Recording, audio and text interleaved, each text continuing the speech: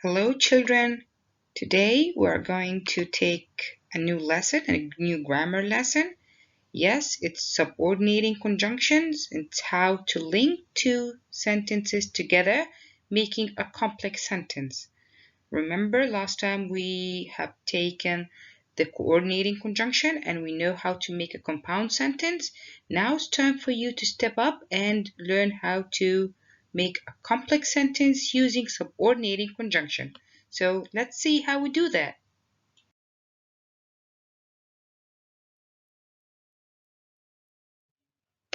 So now we are grown-ups. We know how to make simple sentence. We know how to make a compound sentence. Now we need to be even stronger, like this strong man in front of you, pulling two sentences together to make one big strong sentence, which is the complex sentence. Yes, and this man will be representing the conjunction. So the conjunctions are the linking words that links two sentences together. We already know that since we have taken the fanboys and we know how coordinated conjunction links two sentences. Now we're taking even more sophisticated words like because, when, after, before to make more complex sentence, more of a complex sentence. Now, how do we link these two words using these sophisticated conjunction? If you refer back to your reader's notebook, page 104, you will see the 6 conjunctions that you are supposed to know.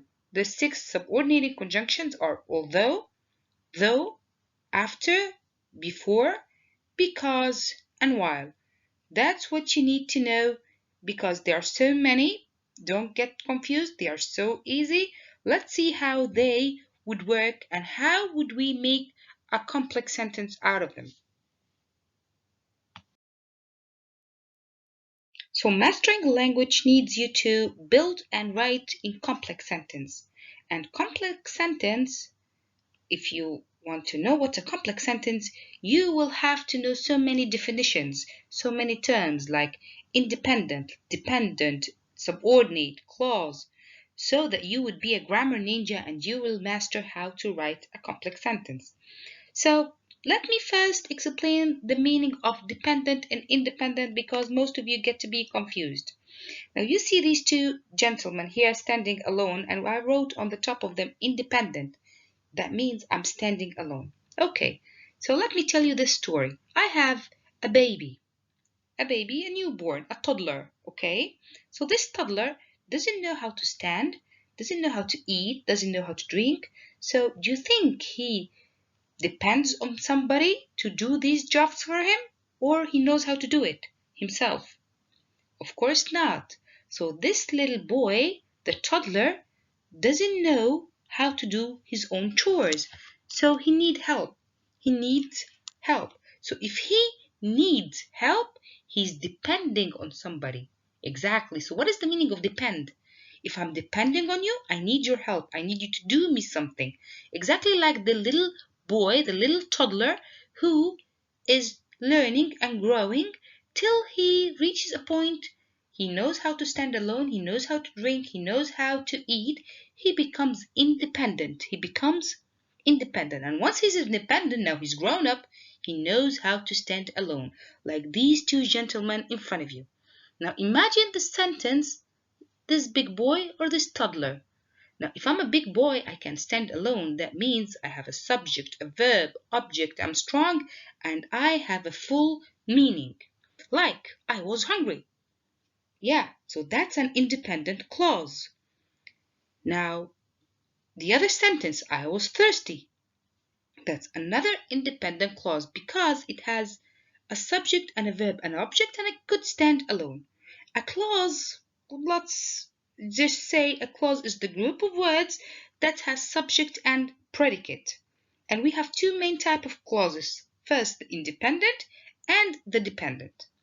Now, if you look at the first sentence I have here, I was hungry and I was thirsty. Now, what is the linking words that I used here? Correct, it's and this is coordinating conjunction. Now, look here, the second sentence. I have a big boy who is independent. I ate an apple. If I put a full stop, it will be a complete sentence with full meaning. But look at the dependent one here. The dependent is leaning on the independent. He needs his help. He cannot stand alone on his own to make a sentence. For example, how am I going to say dependent clauses? If I say, because I was hungry, did you understand anything? Of course not. You need me to complete the sentence. Because I was hungry. What happened? Okay, if I say, when it rained and I stopped, did you understand anything? No. So it rained. When it rained, so what happened? I don't understand what happened. So I am a dependent clause. I need the help of another sentence, another independent clause to complete my meaning. So I ate an apple because I was hungry. That makes sense. But if I say I was hungry, full stop, doesn't make any sense. But if I say because I was hungry, I ate an apple, yeah, I ate an apple here completed the meaning of the dependent clause. Saying that, clauses are two types here. Independent clause, which is the main clause, which can make a sentence on its own, and dependent clause, which is the one that needs help and probably has a subordinating conjunction. If I say, because I was hungry, full stop, where is the subordinating conjunction? Because. If I say, when it rained, when is the subordinating conjunction? When. While I was asleep, did you understand anything? Of course not. What happened while you were asleep? Oh, a man came. I had a bad dream. So you can just think of about anything. If you do that again, and I paused, full stop. Did you understand anything? Of course not. If is a subordinating conjunction. It needs the help of an independent sentence to be completed. So now I hope you understand the meaning of dependent clause, independent clause, and the clause can be a complete sentence or a sentence that needs help.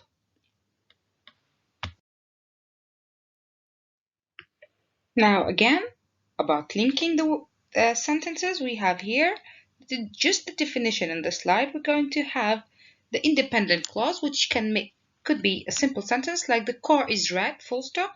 I understand the meaning. But dependent clause, I need help.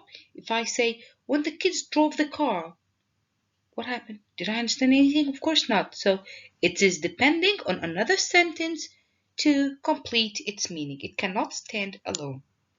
And the conjunction here is when. So again, the clause. Take care, the clause is different from a sentence. A sentence conveys a full meaning, a full idea, a full thought. But a clause, sometimes it needs the help of another sentence to be completed. So if I say dependent, that means I have a full sentence. I don't need the help of anybody. But if it's independent, then I need the help of someone. Look at this sentence. So I have the subject Tim.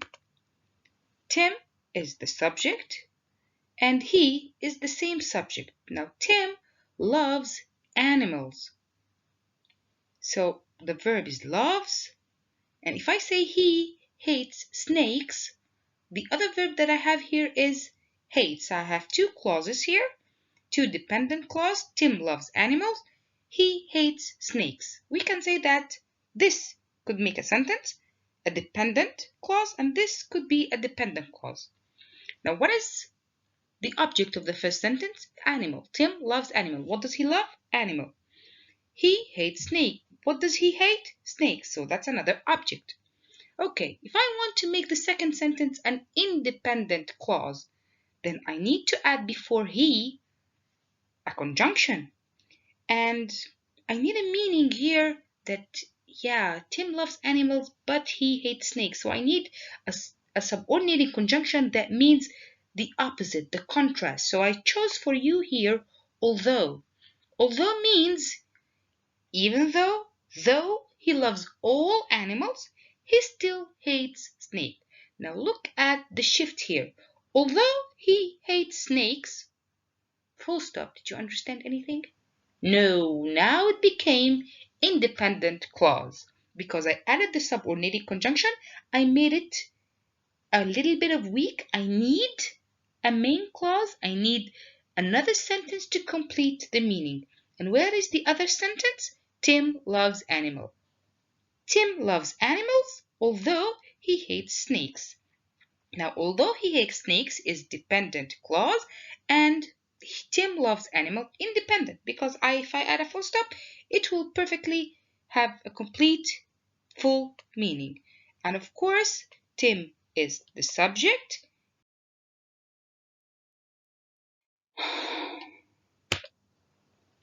Another linking sentence here, how to link these two independent sentences together. Now, we carried our raincoat. It was cloudy. If I say we carried our raincoat, now where are the verbs in these two sentences? The first verb is carried. The second one is verb to be was. Where are the subjects that I have in these two sentences? We and it. And then the predicate, of course, the verb plus the other. Now, we carried our raincoat. It was cloudy. I want a subordinating conjunction here to be put in the middle. Yeah, why do you think you carried your raincoat? Because it was cloudy. So here is the answer. So the answer is because. We carried our raincoat because it was cloudy. If I say because it was cloudy, now it becomes a dependent clause. It is becoming a sentence that needs the help of the other independent sentence. Here, we carried our raincoats. It was cloudy. We carried our raincoats. It was cloudy. So what is we carried our raincoat? And what is it was cloudy? Yeah, both of them are independent clauses. But how to make the second one dependent clause? By adding comma and because. Now, by adding comma and because, I make the second sentence, it was cloudy, dependent clause. Okay? Now, to make the dependent clause, you need to understand the use of the comma. The comma is very, very important to separate the main clause from the dependent clause. Okay? So the main clause, we carried our raincoats. This is the main clause because it can stand alone. It can be independent.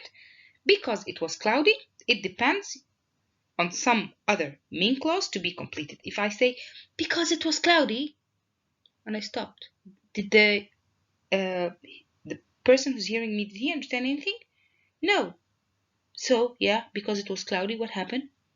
I need to hear the rest of the sentence. Yeah, we carried a raincoat. Okay? So take care of the use of the comma because it is very important and it is essential here. And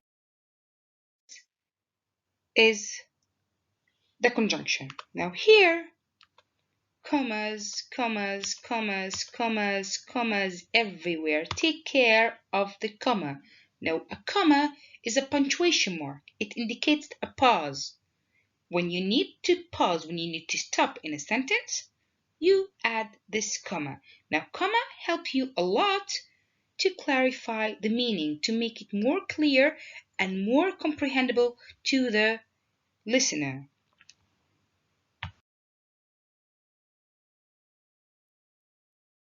When do I use the comma? I use the comma after a dependent clause. So use a comma after a dependent clause if it begins the sentence. When I first moved to the city. Now, this is a dependent clause. It depends in another sentence. Now, we need to identify the subordinating conjunction. The subordinating conjunction here is when, as it shows, and you use the comma to stop. Now, when I first moved to the city, I was afraid to drive the steep and narrow streets. If I say I was afraid to drive the steep and narrow streets, that's independent clause. That's a perfectly complete sentence, can stand on its own. It has a perfect sense, a perfect meaning. But when I say, when I first moved to the city, yeah, I did not understand anything, right? So it did not It does not have a complete meaning. And the linking here, the chain, the linking conjunction is the subordinating conjunction, which is when. Again, clauses dependent or independent. Independent is a complete thought, like I was afraid to drive the steep and narrow streets. Dependent is not the complete thought.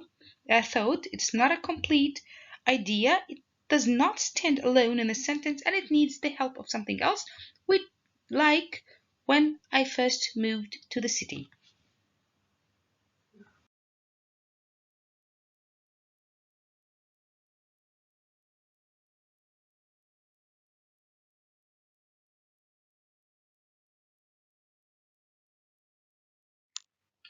Now, what are the subordinating conjunctions? As I said before, you have 6 subordinating conjunctions that you use in the reader's notebook, but here, this is a sum up. We have subordinating conjunction that shows the relation of time and place, like after, before, when, since, till, until, as soon as I finished this, while I was driving, once upon a time, whenever you do this, where was that, wherever it happened, all these are subordinating conjunction that refers and shows the specific time or specific place. Now we have the cause and reason. The cause, like because, and you have because, and as, since, so that, now that, as if, although, in order that, and least. And lest. So these are cause and reason. You only need to know the after, the because, although and though, and while. Now, though and although comes in contrast. Though, although, even though, whereas. Condition, of course, and comparison, you need to know them, like while, if, unless, then, whether, as much as, and whereas. You need to know only while. I hope this lesson was useful to you.